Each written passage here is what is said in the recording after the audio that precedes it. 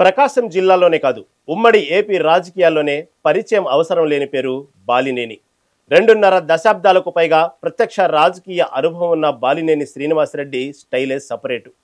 ఒక నియోజకవర్గం నుండి పోటీ చేసిన 7 సార్లలో 5 సార్లు ఘన విజయం సాధించి పొలిటికల్ పవర్ చూపిన సిస్సలైన లీడర్గా ఆయనకు పేరుంది. కేవలం తన నియోజకవర్గంలోనే కాకుండా జిల్లా వ్యాప్తంగా భారీ ప్రజాదరణ కలిగి ఉన్న బాలినేని నిత్యం ప్రజలకు అందుబాటులో ఉండటం, నియోజకవర్గ అభివృద్ధి కోసం రాజీ పడకుండా పనిచేసే తీరే ఆయన్ని ప్రత్యేకంగా నిలిపింది. మరి ఇలాంటి సీనియర్ లీడర్కి స్థానికంగా ఎదురవుతున్న ఇబ్బందులేంటి, జనసేనతో ఆయన జర్నీలో వస్తున్న ట్విస్టులేంటి తెలుసుకోవాలంటే లెట్స్ వాచ్ ది స్టోరీ.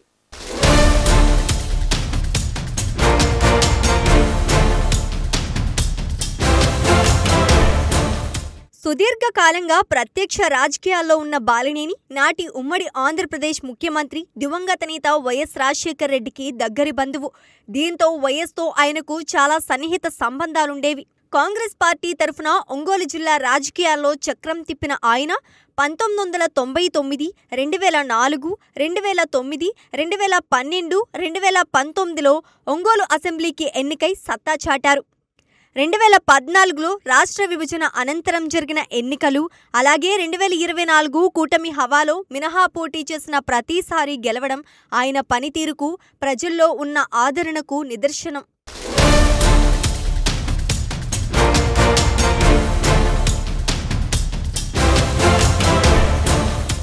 అంతేకాదు అభిమానులు, అనుచరులు వాసన్న అని పిలుచుకునే బాలినేని శ్రీనివాసరెడ్డికి ప్రకాశం జిల్లా వ్యాప్తంగా మంచి పట్టుంది. ఒంగోలు జిల్లా వ్యాప్తంగా పేరు మోసిన నేతగా క్షేత్రస్థాయిలో బలంగా పనిచేస్తూ కాంగ్రెస్ ఓటు బ్యాంకును వైసీపీ వైపు తిప్పడంలో బాలినేనిది కీలక పాత్ర.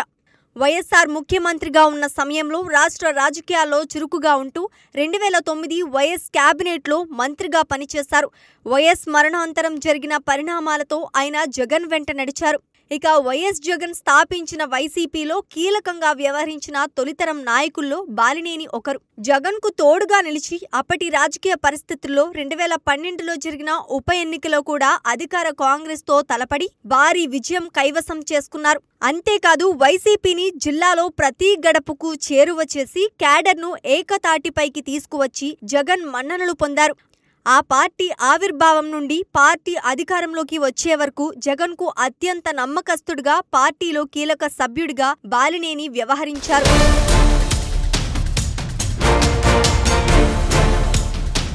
ఆ తర్వాత 2019 ఎన్నికల్లో పార్టీ ఘన విజయం సాధించిన అనంతరం జగన్ క్యాబినెట్లో కీలక మంత్రిత్వ శాఖలు నిర్వహించారు. 2.5 ఏళ్ల తర్వాత జగన్ క్యాబినెట్ను పునర్వ్యవస్థీకరించడంతో మంత్రి పదవిని బాలినేని కోల్పోయారు. ఆపై వైసీపీలో జరిగిన అంతర్గత పరిణామాలతో విసుగుపోయిన బాలినేని 2024 ఎన్నికల ఓటమి అనంతరం జగన్తో విభేదించి వైసీపీని వీడి జనసేన గూటికి చేరారు.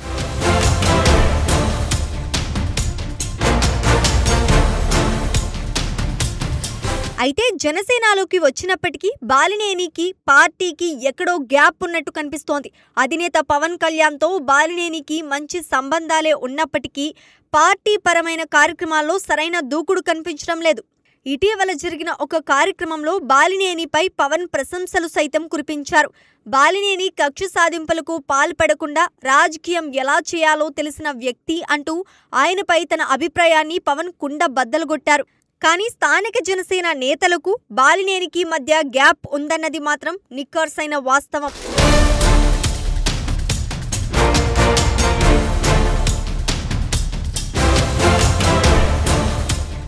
అయితే పార్టీలతో సంబంధం లేకుండా బాలినేని ఇతర పార్టీ నేతలను కూడా శత్రువులుగా కాకుండా కేవలం ప్రత్యర్థులుగానే చూస్తున్నారన్నది లోకల్ టాక్.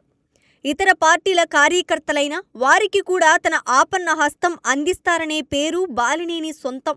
ఇలా నియోజకవర్గంలో అందరివాడిగా పేరున్న బాలినేని సేవలను జనసేన పూర్తి స్థాయిలో ఎందుకు ఉపయోగించుకోవడం లేదనే చర్చ ఇప్పుడు ఒంగోలులో రీసౌండ్ ఇస్తోందట.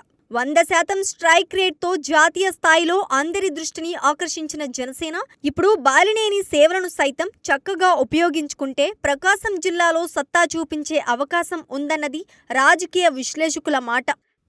రాష్ట్ర వ్యాప్తంగా పార్టీని బలోపేతం చేయాలని సేనాని భావిస్తున్న తరుణంలో బాలినేనికి మరింత కీలక బాధ్యతలిస్తే జనసేనను జిల్లాలో బలంగా పటిష్టం చేసేందుకు దోహదం చేస్తోందని క్యాడర్తో పాటు ఆయన అనుచరగణం భావిస్తున్నట్లు తెలుస్తోంది. ఆయన వ్యక్తిత్వం, రాజకీయ అనుభవం, నిబద్ధత జనసేన పార్టీకి కంచుకోటగా మారుతుందన్నది టాక్ సైతం వినిపిస్తోంది.